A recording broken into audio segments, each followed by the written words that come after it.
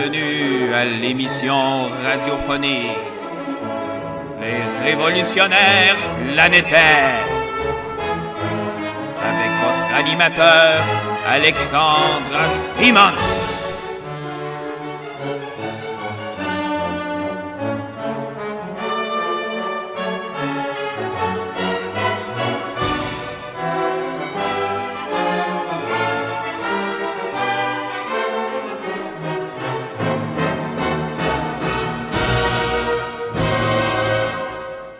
C'est ça, dans les techniques qui sont avancées, qui auraient pris pour faire monter les blocs, mais ce qu'ils vont dire, par exemple, que c'était soit une rampe centrale qui aurait été construite en bloc, donc tous les blocs étaient amenés à porter par le milieu, soit que c'était une rampe comme en spirale qui tournait autour de la pyramide pour la porter tranquillement là, vers le sommet, ou finalement que c'était fait directement par-dessus, là, avec des rampes en coin. Donc, sur chaque côté de la pyramide, on montait comme un triangle qui longeait la pyramide. Puis là, les blocs étaient montés sur un étage. Après ça, il y avait un autre coin qui montait sur l'autre étage, ainsi de suite. Après ça, il y a d'autres théories, dans le fond, qui ont été qui ont été données que ça pouvait être finalement des rampes en zigzag. C'est des rampes finalement qui montaient de gauche à droite, donc ce qui permettait un peu comme on voit dans les montagnes, là, pour, mettons une route dans une montagne, elle monte pas directement en ligne droite, elle va monter en zigzag.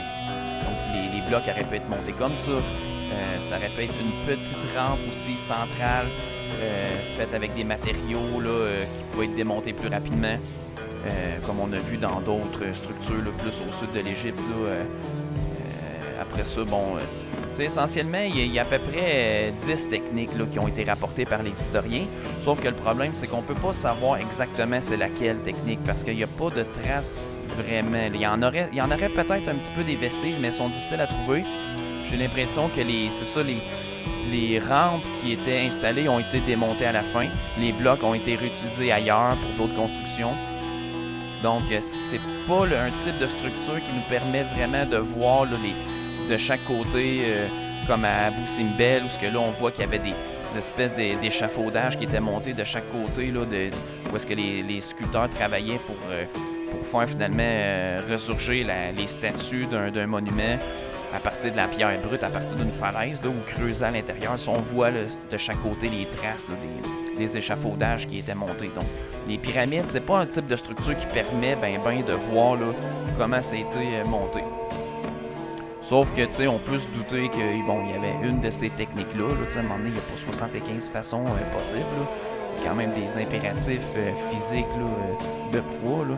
Bon, après ça, les blocs, eux autres, ils étaient pris dans le sud de l'Égypte. Il y avait une grosse carrière là-bas de pierres. Puis la façon d'enlever les pierres, finalement, des massifs, finalement, là, du sol, ça... Il y a d'autres peuples qui ont utilisé les mêmes techniques essentiellement, c'est que c'était la méthode avec des embouts en bois. Donc, par exemple, on créait une petite fissure ou on prenait des fissures déjà préexistantes. Là, ils mettaient des embouts en bois, des coins en bois. Là, après ça, ils mettaient de l'eau à l'intérieur des embouts. Puis là, l'eau faisait gonfler les parts du bois, faisait gonfler le morceau de bois. Fait que ça fait, à un moment donné, s'il y en avait beaucoup, ça faisait craquer la pierre.